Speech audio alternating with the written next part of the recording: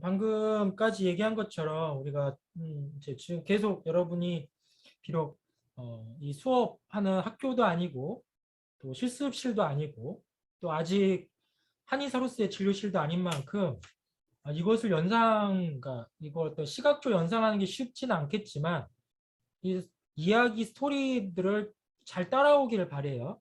아까 전제가 뭐였죠? 환자가 아파서 한의원을 방문했을 때 그 환자를 치료하는 과정을 여러분이 주도하는 상황입니다. 친구 치료를 주도해야 되는 상황에서 친구 치료에 대한 여부도 이제 결정하고 나서 주도하죠. 그러니까 여러분 당연하게 모든 환자는 다 친구 치료 받아 이렇게 결정하는 게 아니에요. 물론 진료비를 많이 받기 위해서 모든 환자를 친구 치료할 수 있지만 상황에 따라서 친구 치료가 필요한 사람이 있고 필요하지 않은 사람도 있을 수 있고 아니면 일정을 뭐 바꾸거나 뭔가 절차를 만들어야 되는 상황도 있고 그런 것들을 떠올리면서 여기에 전제 조건은 환자가 아파서 여러분을 방문했을 때 여러분이 이 환자를 친구 치료해야겠다라고 결정을 내린 이후에 어떤 식으로 절차적으로는 과정을 밟을 건가에 대한 이야기가 지금 자침법에서 소개되고 있는 거예요. 여전히 지금 상황은 뭐죠? 자침하기 전에 환자를 대하는 상황입니다. 취열 자세도 뭐죠? 시술 부위를 찾는 과정일 뿐이잖아요. 아직 시술한 것도 아니에요, 여기는. 그래서 어떻게 시술할까? 또 준비해야 되는 거예요. 그 준비 사항이 모자라서 여러분 편의에 따라서 나는 환자를 모두 앉혀놓고 자침해야겠다. 그런데 시술 부위가 잘못되어 있으면 아까처럼 환자가 그 적절 자극량을 벗어나서 결국 환자가 의식을 잃을 수밖에 없는 상황이 벌어졌다면 그냥 큰 의료사고가 나는 상황이 벌어진다는 거죠. 그래서 그런 두 가지 원칙을 꼭 떠올리면서 치열 자세를 정해달라라고 얘기를 합니다. 다음으로 우리가 찾아야 되는 거는 해부학의 용어예요. 옛 사람들은 잘 얘기 안 해, 표현하지 않았지만 여러분은 지금 활동표지라고 하는 것을 활동표지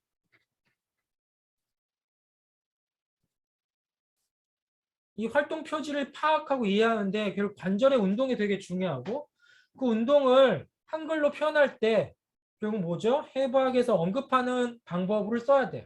그래야 그 활동 표지와 관련된 근육과 뼈 여러 가지 해부학적 용어들도 파악할 수 있죠. 그래서 이러한 용어들도 다 이미 해부학에서 배웠겠지만 까먹지 말고 잘 그 지식을 유지해 달라는 부탁을 합니다. 실습실에 들어와서 이런 것들 이해하지도 못하고 또 예, 헤매면 여러분이 아까 말한 것처럼 곤란해져요. 그래서 그렇게 해서 치열의 원칙은 이런 거죠. 대부분의 경혈은 운동과 관련된 요소의 상관관계를 갖고 있어요. 그래서 많이 운동을 시켜요. 그리고 두 번째, 반응점이라고 했기 때문에 경혈 부위는 환자인 경우에서는 반응이 있어요. 반응은 뭐죠? 자극에 대한 반응인 거예요. 그러니까 자극이 없는데 반응은 존재하지 않아요? 자극 없이 들어오는 반응은 그냥 자각 증상이에요. 자각 증상을 처음에 호소하지만 여러분이 이것을 어떠한 의학적 검사를 통해서 이 증상을 파악하는 과정에 자연스럽게 한의학에서는 해당하는 어떤 병리적인 모델과 관련된 경락, 경혈들을 관찰하게 되겠죠. 그 관찰 과정에 드러나는 게 반응이라는 거예요. 그러니까 결국은 자극에 따른 반응을 찾을 수 있으면 치열의 파이널 디시전이 가능하다는 거예요. 확신이 가능하다는 거예요. 그래서 이 과정 계속 머릿속에 둬야 됩니다. 골도분촌, 추론, 근사값을 추론하는 과정에 필요해요. 그 과정에서 환자의 치열 자세 중요해요. 왜? 시술을 해야 될 면을 찾아야 되니까. 그러면서 이제 이런 것들은 한약적인 접근인 거죠. 양경은 근몰, 근육에 관련된 요소가 많고 음경은 혈관에 관련된 요소가 많다. 이런 측면은 경락의 총론에서 여러분한테 이미 경근 이론, 그 다음에 경맥 이론 소개하면서도 부여한 거죠. 그렇죠? 동맥과 관련한 박동으로 찾는 현상이 뭐였어요? 희동병. 경맥 이론의 병증 모델 중에 하나인 거죠.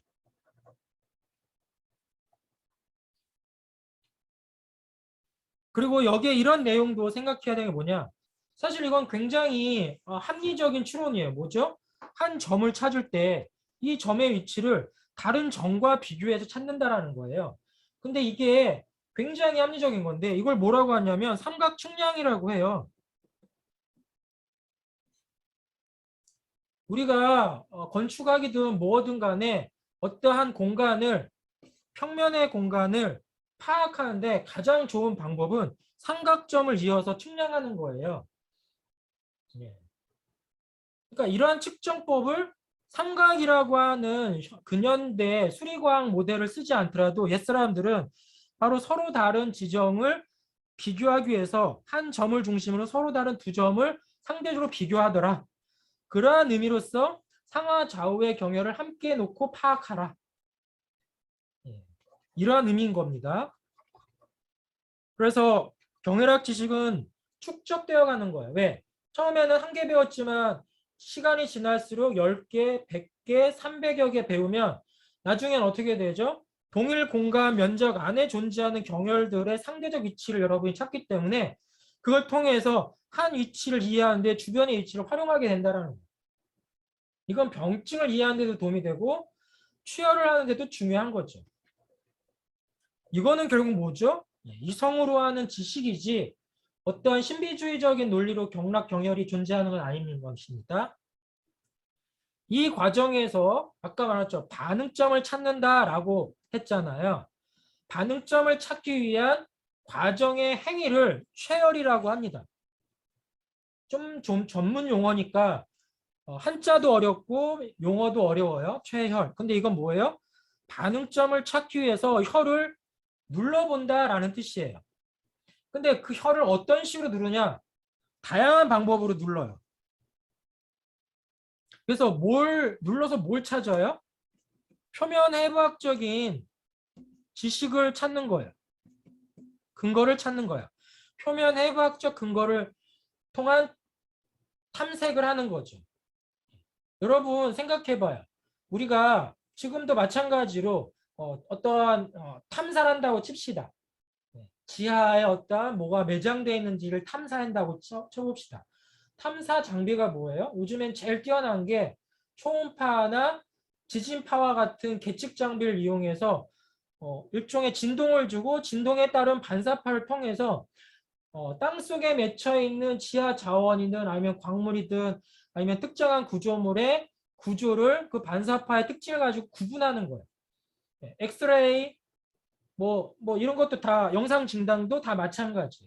그것처럼 옛사람들은 그러한 행위들을 아날로그적으로 했다면 그게 뭐냐? 최열로 했다는 거지. 그래서 여기 보면 손톱으로 눌러서 찔러보기. 예? 손가락 끝으로 만져보기. 손가락으로 밀어보기. 예, 손가락으로 밀어보기. 예, 이렇게 손가락으로 밀어보기. 분발법.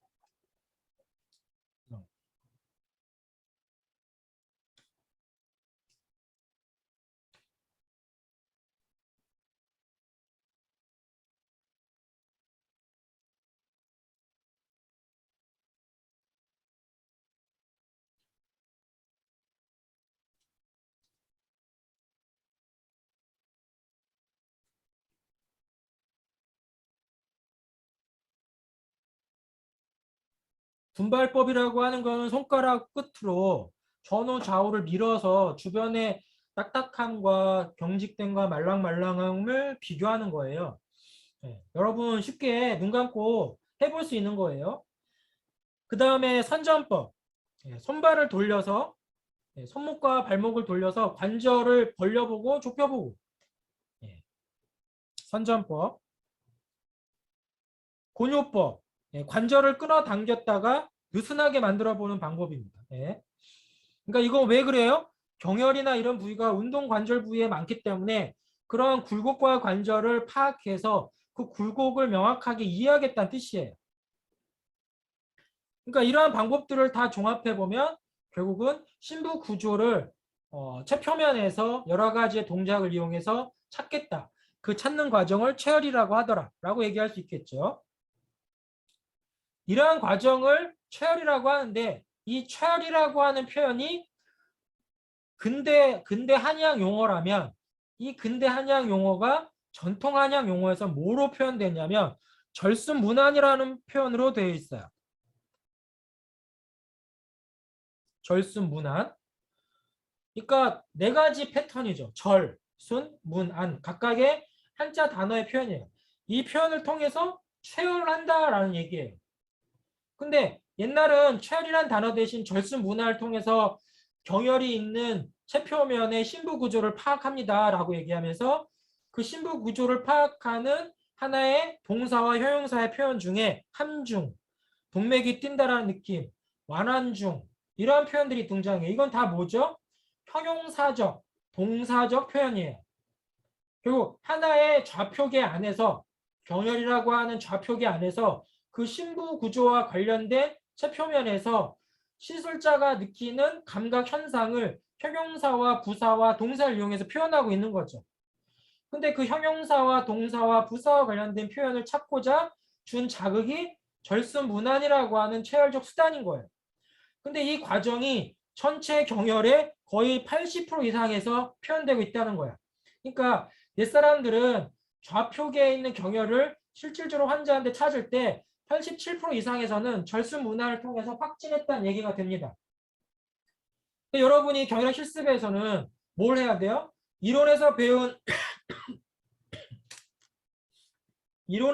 내용을 실전에서는 이러한 골도분촌, 그 다음에 체표 표지, 절순문안과 같은 체열을 이용해서 확인해야 된다는 거예요. 감각적으로. 그리고 이 현상은 여러분이 임상 현장에서도 환자를 통해서 해야 됩니다. 그리고 이 과정이 결국은 치료 행위로도 이어지고 이 행위는 진단의 행위로도 이어지고 치료의 행위로도 이어져요. 그래서 진단과 치료가 동시적으로 일어나는 거죠. 절순문안을 통해서. 그러면 절순문안이 어떻게 치료가 돼요? 그러면 마사지가 되는 거예요. 마사지 행위도 친구 치료의 연장선상에 있는 건데 절순문안의 과정은 경혈을 마사지하는 일종의 체표 자극 효과가 되는 거죠. 그러한 내용이 경혈 곳곳에 옛날 문헌에 숨겨져 있다는 얘기를 제가 계속하는 거고 그러한 형용사적 표현, 부사적 표현에 익숙해져야 옛 문헌을 여러분이 독해할 수 있는 겁니다. 예를 들어서 동의보감의 합곡혈에 대한 표현은 엄지뼈와 검지뼈 사이라고만 알려져 있지만 엄지와 검지뼈 사이를 만약에 좌표계로 정하라고 하면 거기엔 수많은 좌표가 존재해요. 그 좌표 중에 어떤 좌표를 합곡이라고 정의하겠냐라고 할 때 마지막 확인이 뭐냐? 완환중과 동맥 음수라고 하는 현상을 시술자가 경험하느냐에 달린 거죠.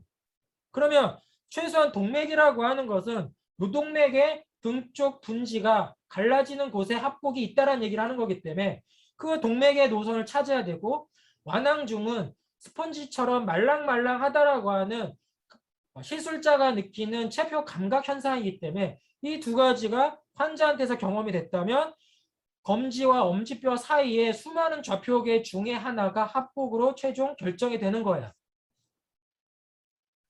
그래서 절순문안은 체열이라고 하는 패턴을 통해서 우리가 경혈의 최종적 자극 대상으로 결정이 되더라. 그렇게 해서 결정을 하고 나면 그 다음 뭐 하죠? 이제 도구를 이용해서 시술을 한다라고 생각하면 됩니다. 그래서 시술을 하기 전에 도구를 어떻게 조작하겠냐라고 할 때 침을 잡는 법이 소개가 되죠. 너무나 쉬운 얘기지만 여러분도 이거 자체도 되게 낯설을 거예요. 여기서 보면 두 손가락으로 잡냐, 세 손가락으로 잡냐, 네 손가락으로 잡느냐, 아니면 양손으로 잡느냐, 아니면 침 몸통을 손으로 잡느냐 등등 무척 다양한 방법을 통해서 침을 잡는데 이 침을 다양한 방법으로 잡는 이유는 뭐냐? 결국 시술자의 역량에 따라서 도구의 재질과 상태에 따라서 손을 다양한 방식으로 조작해야 된다는 얘기를 하는 거예요. 만약에 긴 침, 가는 침을 쓰면 침이 가지고 있는 물리적인 속성이 잘 휘고 직진성이라는 자극을 피부를 통해서 들어가기 어렵기 때문에 그럴수록 지지해줘야 되는 손가락이 많아진다는 의미가 되는 거고, 침이 짧을수록 오히려 간단하게 침을 잡을 수 있다는 얘기를 하는 것이죠. 근데 여기서 중요한 거는 오늘날 우리의 친구 치료에서 옛날 사람과 달리 중요하게 다루는 게 뭐냐? 안전이에요.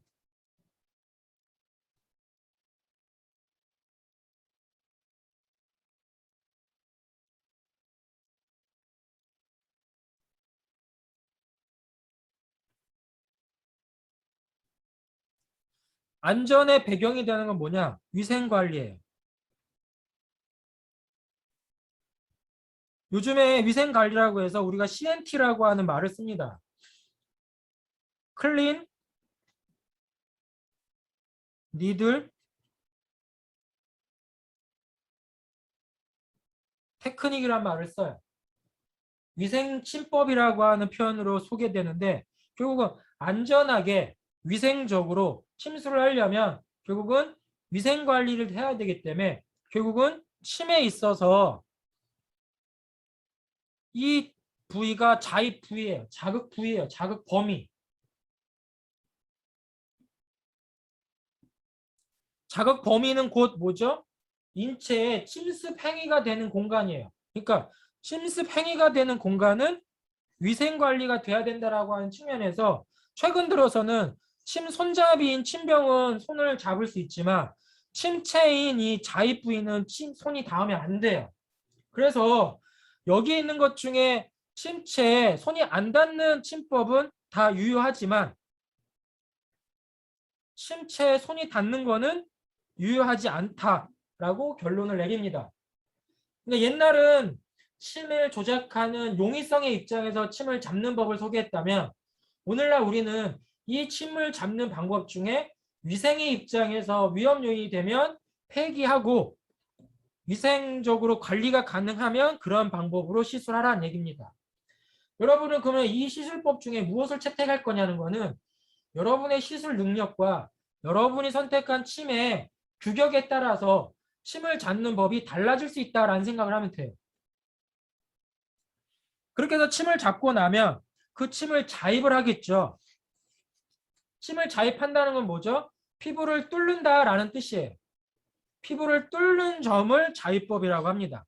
그리고 피부를 뚫고 나면 그 다음 피부 밑에 다양한 피하 조직들이 있습니다.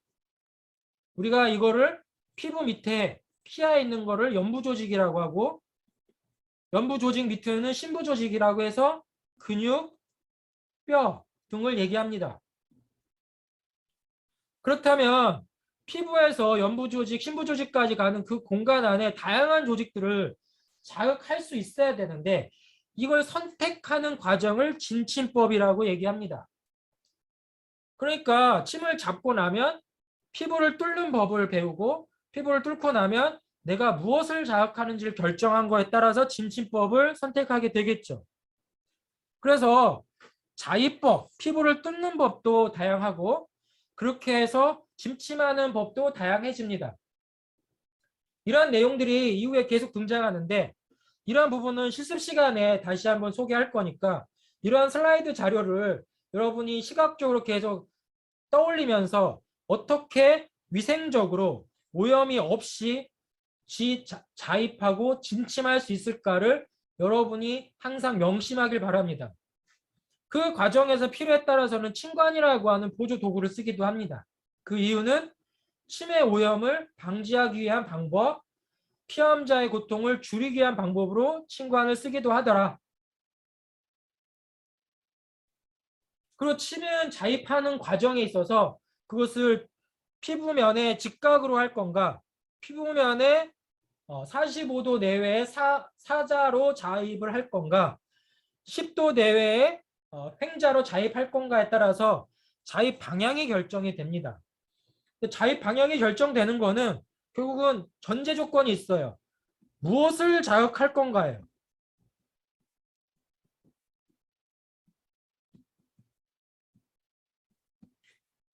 무엇을 자극하는가에 따라서 그 자극을 위해서 자입을 하는 겁니다. 직자는 자입의 면이 이만큼 되고 사자는 자인면이 이만큼 되고 횡자는 자인면이 이렇게 돼요.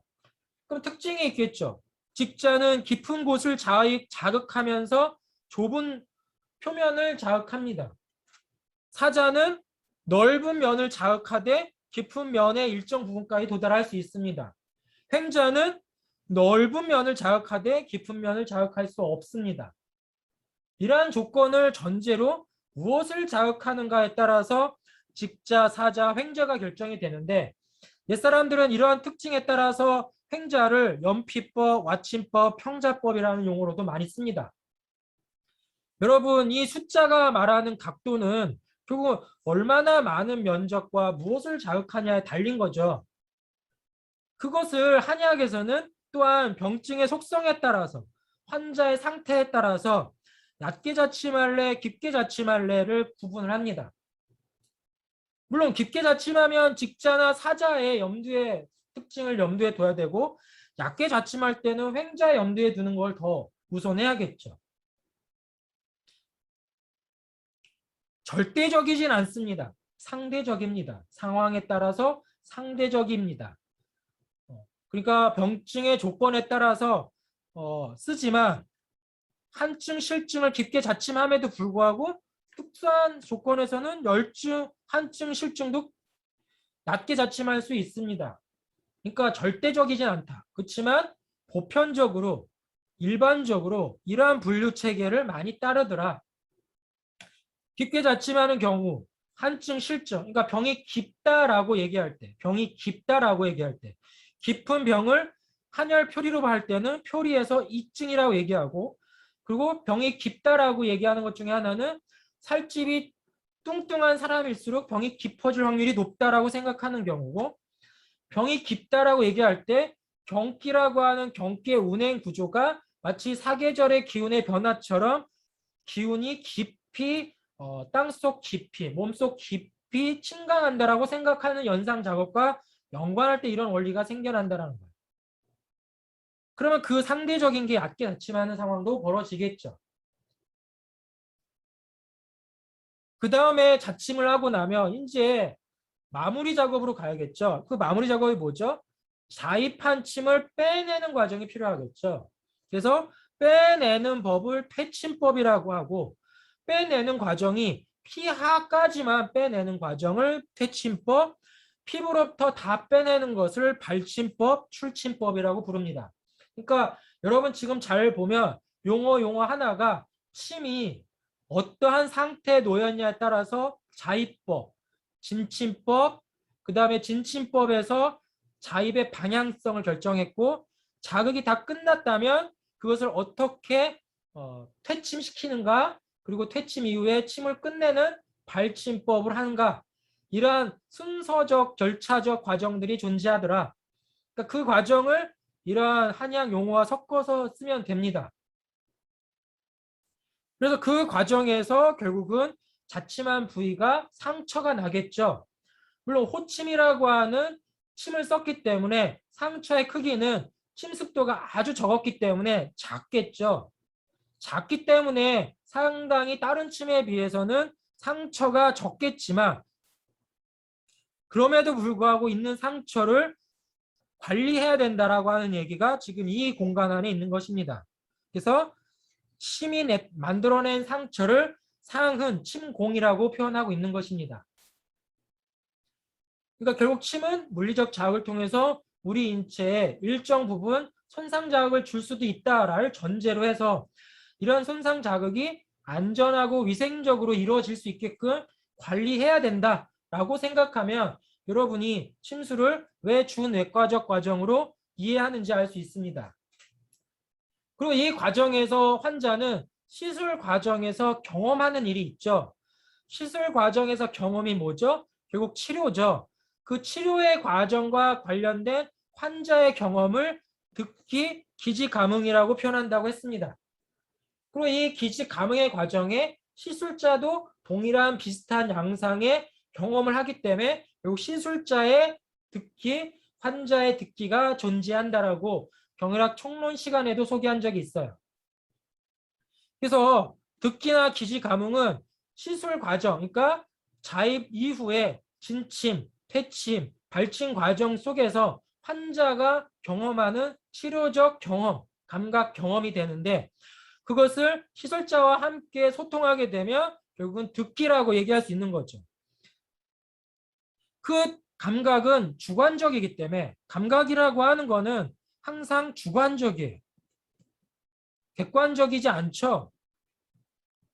여러분의 감정을 객관적으로 얘기한다라고 말하면 말이 안 맞잖아요.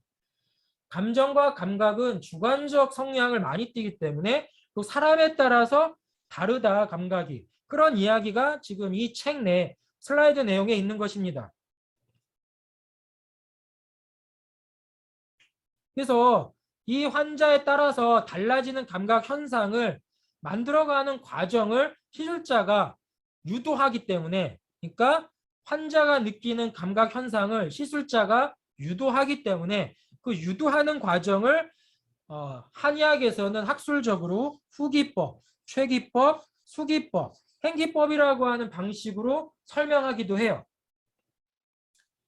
여러분이 이것을 하나하나 구분해서 시술하진 않지만 이것이 일종의 숙련이 될수록 점점점 이 숙련도에 따라서 이러한 과정을 세분화하는 신고의학자가 생기더라라는 생각으로 이러한 용어들을 이해하면 되고 어쨌든 이러한 상황들은 시술자가 환자에게 치료적 효과를 극대화하고 치료 효과를 경험하게 하기 위해서 기지 감흥이란 듣기의 감각 현상을 만들어내는 일종의 유도법이다라고 생각하면 됩니다.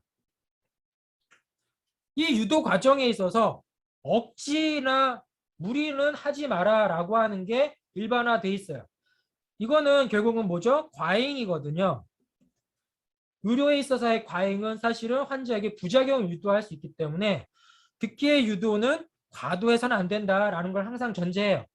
이거는 아까 취열 자세하고도 마찬가지죠. 환자를 안전하게 유지할 수 있어야 되는데 치료적 목적에 대한 의사의 욕심만 높아졌을 때 환자의 안전 유지는 무관심하면 결국은 의료사고가 나잖아요. 듣기의 유도도 결국 똑같이 취열 자세처럼 안전 유지가 중요한데 이걸 무시하고 과잉으로 듣기를 유도하다 보면 환자가 안전사고가 날 수 있는 겁니다. 그래서 그러한 이야기를 주의사항으로 하고 있고 이러한 듣기를 오늘날은 듣기라고 단일화했지만 여러분이 한약 문헌에 따라서는 무척 다양한 용어로서 존재해 왔다라고 볼 수 있으면 됩니다. 조금 전에 말한 것처럼 환자가 느끼는 듣기감, 시술자가 느끼는 듣기감이 있는데 환자가 느끼는 듣기감은 무척이나 다양한 감각 현상이 나타나요. 이 현상은 결국은 오른쪽과 같은 현상을 염두에 두고도 파악할 수가 있어요. 이와 관련해서 제가 경혈학 총론에서 유튜브를 통해서도 소개했지만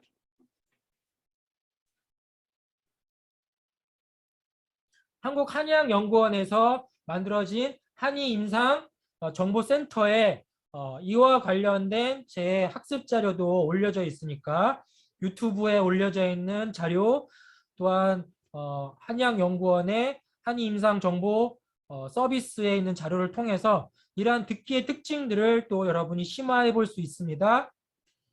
한편 시술자의 듣기를 마치 낚시하는 사람의 입장으로 비유한 사례들이 있는 거죠. 근데 왜 낚시하는 사람의 입장에서 그런 현상을 비유했다면 바로 이러한 감각 현상, 시술자의 손이 침을 발침하는 그러니까 퇴침과 발침하는 과정에서 느끼는 침의 저항감이 듣기감과 관련돼 있다라고 설명하면서 마치 이 느낌이 낚시꾼의 손맛과 비슷하다라는 식으로 설명하고 있습니다.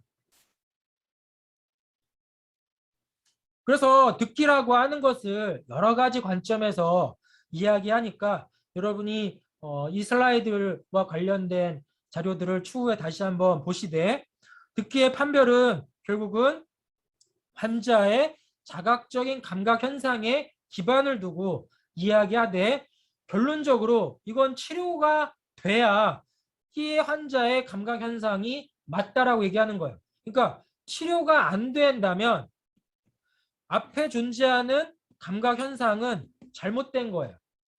치료가 잘 될 때 그와 관련된 감각 현상은 듣기라고 설명할 수 있는 거예요.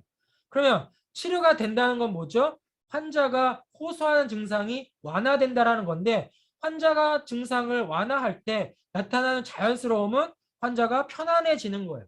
그러니까 환자가 시술받는 과정을 통해서 이완이 되고 편안함을 느꼈다면 그 전 단계에 이뤘던 모든 현상들은 듣기와 관련된 요소로 볼 수 있는 거고 환자의 증상이 침치료 과정에서 호전되지 않고 악화됐다면 이 앞 단계에 있는 모든 듣기 현상은 부작용과 관련된 현상으로 봐야 되는 거예요.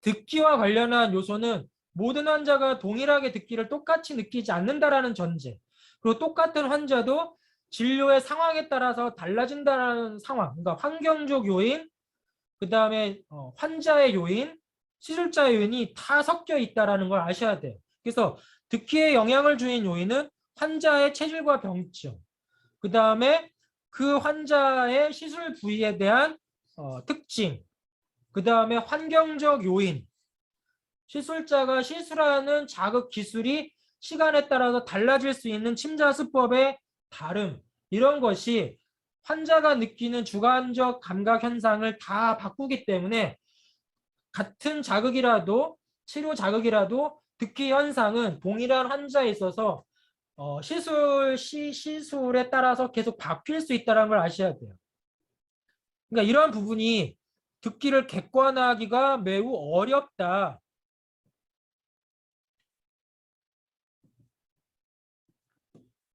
그렇지만 이 어려움도 객관화하려고 노력해야 된다라고 얘기하는데 그 이유 중에 하나는 불량한 잘못된 듣기와 제대로 된 듣기는 구분해야 된다라는 입장에서 객관화 노력을 합니다. 그래서 불량한 감흥은 꼭 전제로 알아야 되더라.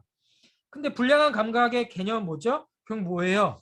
부작용이 나타나는 전제 조건에서 있었던 자극, 체침, 그러니까 침이 몸속에서 빠지지 않는 일종의 문제, 훈침, 환자가 의식을 잃고 쓰러지는 문제, 환자가 편안해지는 게 아니라 계속 불쾌감과 고통 속에서 침 시술을 받는 상황.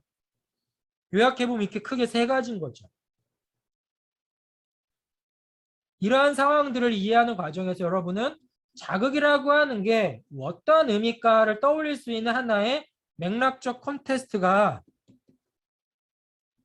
바로 이러한 기계적 자극이 침을 통해서 시술자와 피험자가 서로 경험할 수 있다라고 하는 일종의 노력인데 그 중에 하나가 연부 조직을 활용한 자극의 대상화입니다. 이 연구는 마찬가지로 유튜브에 제가 이와 관련한 결체 조직과 경락과 관련성이라고 하는 동영상을 올려놓은 게 있으니까 경혈학 총론에서 아니면 경락경혈의 현대와 미래라고 하는 것에서 이 결체 조직과 관련된 경락경일의 내용을 동영상을 한번 보시고 혹시라도 더 궁금하면 한의학연구원의 한의학인상정보연구센터에 올라와 있는 제 글을 읽어보기를 바라겠습니다. 결국 이야기는 자침 자극이 왜 듣기 현상과 같은 감각 현상과 시술자의 감각 현상을 만드는지를 보여주는 하나의 맥락을 이해하는 도움이 되는 선행 연구들을 모아놓고 리뷰를 한 것입니다. 그래서 이러한 연구들이 계속 진일보하면서 결국 오늘날 우리는 듣기감이라고 하는 것을 측정할 수 있지 않겠냐라고 하는 듣기 설문지 개발도 이어지고 있어요. 그래서 듣기 설문지를 통해서 결국은 앞으로 자침 이후에 환자가 느끼는 것을 객관화할 수 있다. 그리고 그 객관화를 물론 완벽하진 않지만 치료 효과의 상관성, 연관성, 그러니까 연관성이나 인과관계로 만들어낼 수 있다라고 지금 연구가 한참 진행되고 있죠. 그래서 만들어진 듣기 설문지가 이와 같이 존재하는데 나중에 실습 때 여러분이 필요하면 또 이런 것도 보충 교재로 소개할 예정입니다. 근데 여기도 보면 결국 듣기라고 하는 설문지의 질문지의 대부분은 뭐죠? 느낌, 환자가 느끼는 느낌을 표현하라고 돼 있잖아요. 그러니까 느낌이라고 하는 거 결국은 어떠한 주관적 감각 현상인 거죠. 그래서 결국 그러한 감각 현상을 선행 연구에서 보면 자칭 과정에서 아픈 느낌, 시린 느낌, 누르는 느낌, 뻐근한 느낌, 묵직한 느낌, 뜨거운 느낌, 시원한 느낌, 먹먹한 느낌, 간지러운 느낌, 이런 다양한 느낌들이 듣기감에서 존재할 수 있다라고 얘기하고 있습니다. 이러한 연구들을 통해서 우리는 듣기 설문을 통해서 어느 정도로는 시술에 있어서의 결과를, 치료 효과를 상관성으로 비교해 볼 수 있는 거죠. 다만 여기에 항상 연결되어 있는 게 뭐죠? 환자의 시각과 경험. 그러니까 시각이라는 건 뭐죠? 환자의 관점과 경험이 이 듣기의 답안에 굉장히 많이 영향을 주기 때문에 의사와 환자의 의사소통이 만약에 문제가 생기면 이 관점과 경험이 왜곡될 수 있다는 것도 생각해 봐야 되는 거예요. 그리고 한편 듣기 감각 과정에 있어서 우리가 알게 된 사실 중에 하나가 뭐냐면 환자가 불필요한 고통을 침수를 통해서 느끼면 듣기가 줄어든다는 거예요. 고통이 늘어나면 듣기는 줄어든다는 거예요. 그러면 시술 과정에 있어서 환자가 고통을 느끼지 않도록 시술하는 게 매우 중요할 수도 있다는 얘기를 하는 거죠. 그런데 이 고통이 듣기와 관련한 고통인지 듣기를 억압하는 고통인지를 어떻게 구분하냐 문제예요. 사실 이것을 여러분이 파악하기 위해서는 환자에게 실시간으로 주관적 경험을 잘 파악해야 됩니다. 이러한 상황을 듣기와 심신의학적 관계에서 파악해 볼 수 있는 거예요. 그래서 아까도 전제가 뭐였죠? 정신 감흥이 환자에게 질병을 치료하겠다는 긍정적 시그널을 줌으로 인해서 이 환자가 느끼는 주관적 고통을 결국은 플라세보와 같은 관점에서 완화시켜서 치매의 물리적 자극을 고통을 회피시켜서 결국은 듣기로 강화시킬 수 있는 우회 전술을 필 수 있는 거죠. 그래서 요즘에 자침 치료에 있어서 심리적 이완 요법을 병행하는 게 보다 효과적일 수 있다는 것을 여러분한테도 한번 영구적인 입장이지만 전개해 볼 수 있는 것입니다. 다음으로 얘기할 수 있는 건 뭐겠어요? 침을 자극하는 과정에 자극량을 아까 말한 것처럼 침의 도구적 입장에서 얘기했죠. 침의 도구적 입장에서 자입하고 진침하고 퇴침하고 발침하는 과정에서 침이 인체에 어떤 식으로 자극을 해서 물리량으로 전환되냐라고 했어요. 그러면 이 물리량에는 또 어떤 물리량을 우리가 넣을 수 있을까요? 자극 시간이 들어갈 수 있지 않겠어요? 자극 강도가 있다면 자극 시간이 결합될 수 있겠죠. 자극 강도 결합 자극 시간이 결국 궁극적으로 물리량으로 변환될 수 있겠죠. 이에 우리는 자극 시간이라고 하는 게 결국 유침법이라고 얘기할 수 있습니다. 결국 유침법은 침이 체내에 머무르는 시간이에요. 침을 자입하고 나서 얼마 동안의 시간을 유지시킬 거냐에 대한 것이죠. 그래서 침을 바로 자극하고 빼는 것을 단자법이라고 표현합니다. 단자법. 짧다라는 뜻이에요. 그러니까 short time, short term acupuncture가 되겠죠. 근데 침을 오래 평생 자입하는 것도 있어요. long term acupuncture도 있어요. long term. 긴 시간 동안 자침하는 법도 있어요. 이거를 요즘 우리는 매침이라고 해요. 그래서 짧은 시간 침법부터 긴 시간 침법까지 이 과정을 표현한 것을 유침법이라고 얘기합니다. 그래서 유침법은 결국은 자극 시간을 언급하는 거고 이 자극 시간을 결정하는 거는 결국 뭐죠? 환자의 병증, 환자의 상태에 달려 있습니다. 그래서 일반적으로 근골격계의 진통작용을 야기하는 데 필요한 평균 시간은 20분에서 30분이라고 해요. 그러니까 한의원에서 일반적인 자침 시간을 유침 시간을 이 시간에서 자침하는 건 일반적이죠. 그런데 만성 질환인 경우라면 자극 시간이 더 길어야 돼요. 만성 질환이라면 말초 신경마비라면 그보다 좀 짧을 수 있다는 얘기에 임상 연구도 있어요. 그래서 만성 질환은 오랫동안 유침하니까 평생 매입하기 않아도 매침을 하듯이 하루 이틀 동안 자침할 수 있는 거고, 그 다음에 빨리 자침했다 빼는 거는 실혈증과 같은 치료 효과가 빨리 일어나는 것들은 단자법이라고 해서 일어납니다. 그래서 급성 질환, 그 다음에 이런 실증 질환은 유침 시간이 짧아질 수 있습니다. 그러한 조건에서 이와 같은 얘기들이 존재합니다. 그래서 자침의 시간도 일괄되어 있는 게 아니라 환자의 병증 모델에 따라서 자침 시간을 늘렸다 줄였다 할 수 있다. 그리고 그것이 의미하는 건 뭐죠? 결국은 자극량을 결정하는 전체적인 자극의 물리량을 결정하기 위한 수단으로서의 하나의 변수다. 그리고 세 번째, 자극량을 얘기할 수 있겠죠. 자극량. 아까 자극 강도라고 얘기한 자극량. 자극 강도를 직자하냐, 사자하냐, 횡자하냐, 그 자극 면적도 있겠지만 또 다른 게 뭐죠? 자극의 침을 조절하는 거죠. 그걸 수기법이라고 합니다. 수기법이라는 것은 침을 조작하는 법이에요. 침을 조작하는 건 뭐냐? 침을 통해서 자극량, 자극 강도를 늘리냐 줄이냐를 결정하죠. 침 자체가 가지고 있는 고유한 물리량에 따른 자극량이 있어요. 그거는 찌르고 나면 그냥 그 자체로 끝나죠.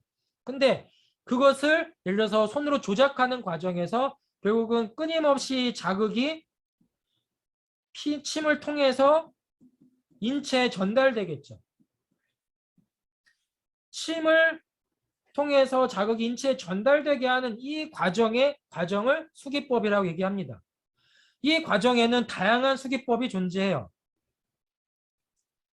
그 수기법을 요즘 우리가 말할 때는 보사법이라고 표현을 합니다. 침의 보사법. 침을 조작해서 보나 살을 한다는 뜻이에요. 보한다라는 거는 인핸스먼트. 사한다는 거는 결국은 빼낸다라는 거죠. extraction.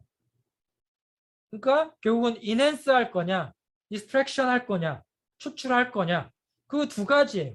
그러니까 결국은 어떻게 그 사람의 질병 상태에서 enhance적인 접근을 할 거냐, 아니면 extraction을 시킬 거냐에 따라서 결국은 보와 사인데 그것을 합친 표현이 수기법, 그것을 구분하는 법이 보사법입니다.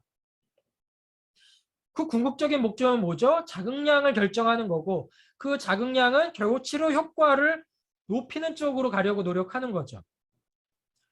근데 여기서 말하는 보사법은 한의학적 표현에서 전제 조건이 있었죠. 환자의 상태를 허증이나 실증으로 나누려고 하는 거잖아요. 여러분 한의학에서 이미 실증과 허증은 이미 파악하고 있으니까. 그러니까 환자가 실증이면 사법, 환자가 허증이면 보법이라는 자극을 통해서 인핸스 또는 익스트랙션을 하고자 하는 거겠죠. 그래서 환자의 상태가 실증, 열증이라고 하면 자극을 통해서 독을 통해서 자극을 해서 그리고 환자의 열을 떨어뜨리는 쪽으로 가는 결국은 억제, 이니비션이나 익스트랙션을 하는 거죠. 이러한 과정은 결국 밸런스와 관련돼 있어요. 우리가 우리 몸이 호메오스타시스라고 하는 일종의 균형을 맞추고 있을 때 그 균형에 있어서 한쪽으로 치우친 언밸런스한 상태가 호메오스타스가 깨졌다고 얘기하는 거죠. 그러한 호메오스타스가 깨진 상태를 병증이라고 얘기했다면 그것을 조정해주는 작업이 어떤 점에서 보면 친구 시술에 있어서 보사로도 이해될 수가 있는 것입니다. 그래서 다시 한번 말하면 보법은 몸에서의 일종의 기능이 떨어져 있는 억제된 상태가 있다면 결국은 그것을 자극을 통해서 기능을 올려주는 쪽으로 자극한다. 이런 측면으로 보법과 사법이 서로 상반된 작용으로 가고 있습니다. 그래서 보는 결국 뭐죠? enhance. 사는 결국 가지고 있는 그만큼을 밖으로 빼줌으로써 extraction을 해서 결국은 기능을 억제하는 쪽으로 가겠다라는 뜻이죠. 그건 병증의 모델에 따라 다른 거예요. 그러니까 여러분이 몸에서 발열이 일어났다. 그러면 그걸 실증이라고 생각하고 해열시키겠다. 이게 사법이 되는 거고, 예를 들어서 몸이 차지고 저체온증이 됐다. 체온을 올려줘야겠다. 그러면 이것은 보법이 될 수 있다는 거죠. 이러한 얘기는 결국 황제내경 시대 이후의 친구의학의 역사에서 시작되어 왔고, 이 기법을 다양한 치매 조작법으로 설명하고 있어요. 아마 이러한 내용도 여러분이 권호상 교수님 수업, 또 이전에 여러분 제가 동영상을 통해서 보여줬던 경혈학 총론의 수혈론 파트에서 보였던 내용하고도 동일하기 때문에 짧게 동영상을 보여주면서 오늘 수업을 마무리할 건데, 결국은 자침하는 방식을 통해서 결국은 어떻게 인핸스 할 건가. 그러니까 보법은 천천히 넣고 빨리 빼고, 사법은 빨리 넣고 천천히 빼는 식의 자입과 그 다음에 발침의 과정을 달리하는 그런 방법의 보사법도 있고, 넣다 빼는 것을 속도를 달리하는 보사법도 있고, 침을 넣는 과정에 있어서 일종의 두드림의 효과, 그러니까 결국 피하에 자입한 침을 두드리니까 자침하는 제사, 마치 두드리는 효과를 앞쪽으로 하느냐, 두드림의 효과를 빼는 쪽으로 하느냐에 따라서 법법과 사법이 정의되는 제사보상. 이것도 결국 뭐죠? 침을 조작하는 기술이고, 침을 조작을 해서 결국은 자극량을 변화시키는 거고, 그 자극량의 변화의 목적은 환자의 병증의 상태에 인핸스냐, 익스트랙션 같은 이니비션이냐에 달린 거죠. 또는 자침 이후에 일종의 침흔이라고 하는 침을 자극한 부위에 어떻게 보면 구멍을 막느냐, 구멍을 막지 않느냐 같은 방식의 어떤 소박한 사유에 의한 보사법도 있고, 시술자가 호흡하는 방식에 따라서 보법과 사법이 정해질 수도 있습니다. 이러한 방식은 뭐죠? 결국 시술자와 환자의 상호작용에 관점을 두고 호흡보사가 일어나는 거죠. 피험자의 상태만이 중요한 게 아니라 시술자가 환자랑 어떻게 감응하느냐에 달렸다는 걸 호흡의 입장에서 표현하고자 한 거겠죠.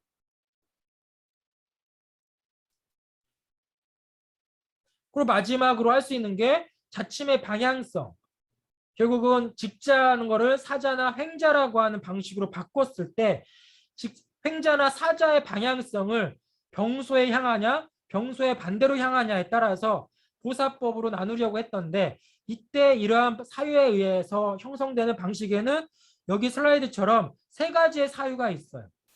환자가 경험하는 병증을 시간의 흐름에 따라서 맞춰서 경혈을 자극할 거냐에 따른 보사법이 있고, 연기와 위기의 경기의 흐름의 방향성을 일종의 전제 조건으로 삼아서 침의 방향성을 정한 게 있고, 또 하나의 세 번째는 마치 밀물과 썰물과 같은 사유와 관련해서 법법과 사법이라고 하는 방향성을 정한 것도 있어요.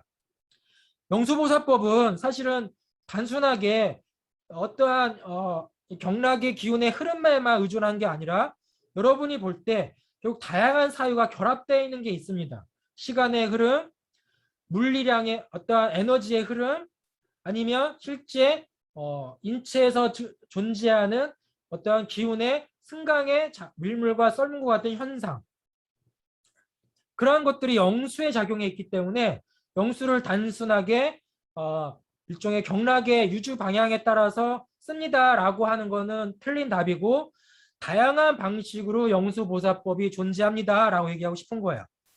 그래서 영수보사에 대한 해석은 시대에 따라서 굉장히 다양하게 6가지로 나눠져 있어요.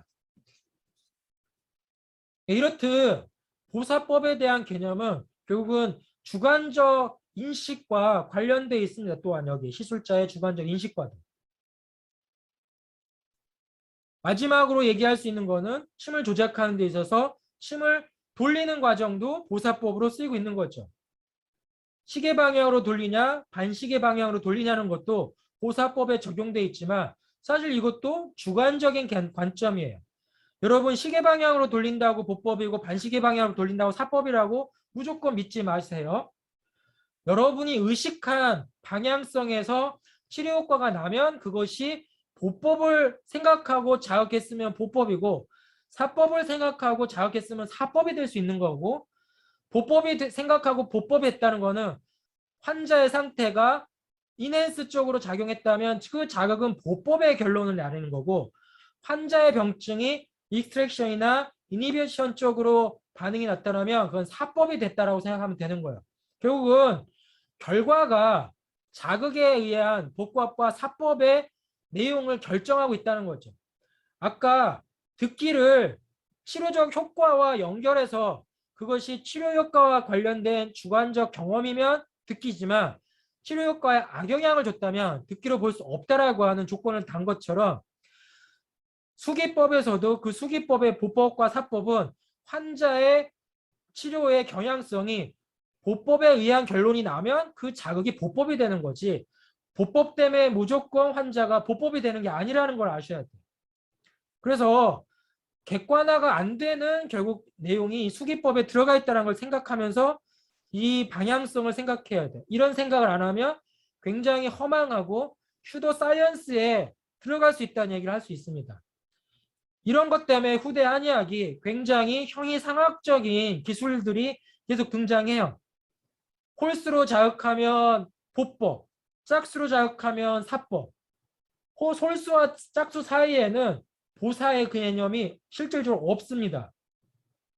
만약에 그게 있다고 믿는 거라면 여러분은 지금 당장 그냥 종교로서의 한약을 생활하는 게 나아요. 홀수는 양, 짝수는 음이라는 개념으로 홀수는 보법, 짝수는 사법이라는 개념으로 이러한 보사법을 인식을 하면 그것은 거의 목사님이나 일종의 이러한 종교인이 비과학적인 측면에서 억지를 주장하는 것과 거의 대동소이하다는 점을 얘기하고 싶어요. 그러니까 그럼에도 불구하고 이러한 이야기들을 우리 선조들이 해왔다. 그러니까 이 얘기는 결론적으로 그들의 주관적 인식의 입장에서 그들의 인식의 한계 입장에서 그 상황에서 만들어진 하나의 논리는 아니죠. 설명이라는 생각을 얘기합니다. 어쨌든 이러한 한의학이 보사법, 특히 이 보사법에 영향을 줬고 이 보사법의 앞단계의 조건이 뭐죠? 이거는 치매 자극량을 결정하기 위한 행위였다. 라는 것을 잃어버리지 말길 바라요.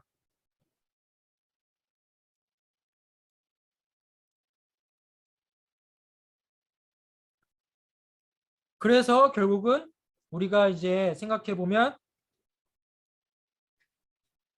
이러한 모든 것은 절대적 기준이 아니라 환자에게 적용하는 일종의 선택지다. 그리고 여러분이 상대적 어떤 관점에서 비교해서 그때 상황에 가장 적합한 기술로서 접목하게 되더라.